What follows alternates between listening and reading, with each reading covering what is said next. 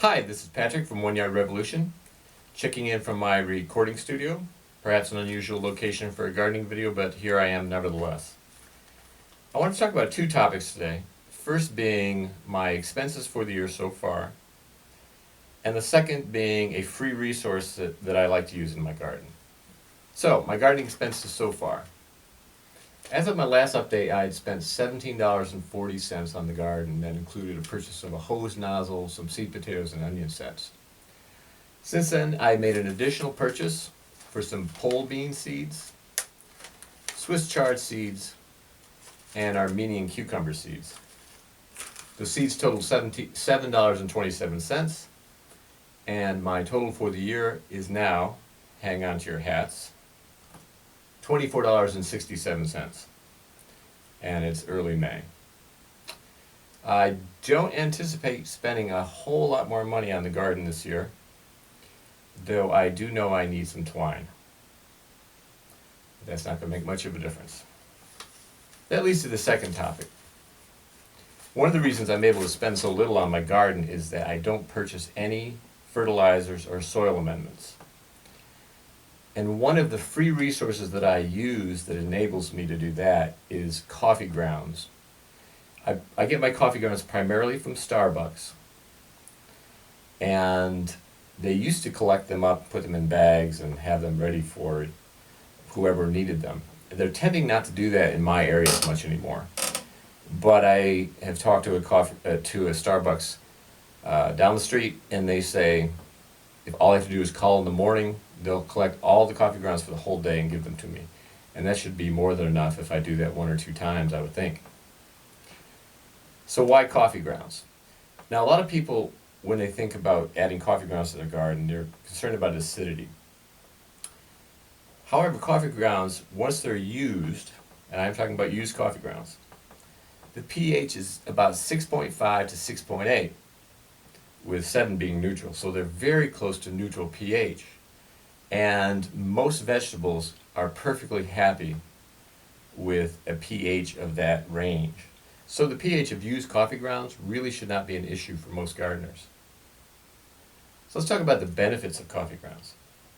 First of all, it's very rich in nitrogen, and it acts as a slow release source of nitrogen for your garden. It also contains phosphorus and potassium and trace amounts of calcium and magnesium, other minerals, and vitamins. Another benefit of using coffee grounds in your garden is that slugs don't like coffee grounds. It'll help to deter them a little bit. On the other hand, worms love coffee grounds. I have a lot of red wigglers in my vegetable garden, and I have a lot of leaves out there for them to eat, but they'll also have coffee grounds as well. So that being said, let's head outside and I'll show you how I use coffee grounds in my garden. Today I'm working with only a small bag of coffee grounds that I was able to get from Starbucks. I'll be getting far more in the future. First off, I'm transplanting kale. I put a handful of coffee grounds into the soil for each plant that I transplant.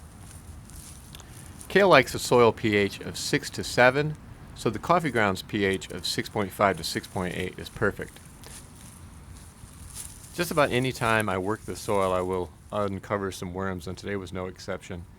And again, they will enjoy the coffee, and having a lot of worms in your garden bed is a sign that your soil is very healthy. Look at all those worms. And I repeated this process for a number of kale plants, all of them getting a handful or so of coffee grounds.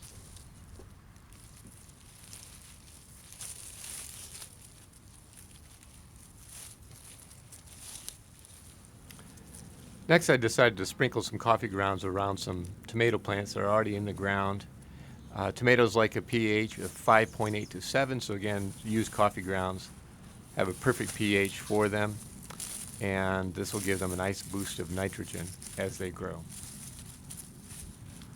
And finally, I put the remaining coffee grounds as mulch on these collard greens. You can see there's already some carbonaceous material on top of the soil there. It's good to add a nitrogen source as well.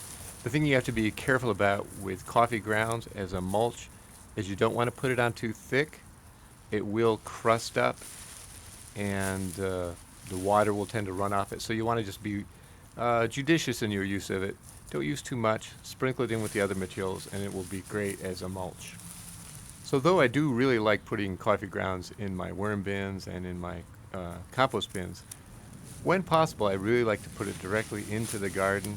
I think it's such an excellent soil amendment that I like to put it to use right away and not wait for it to go through the composting process.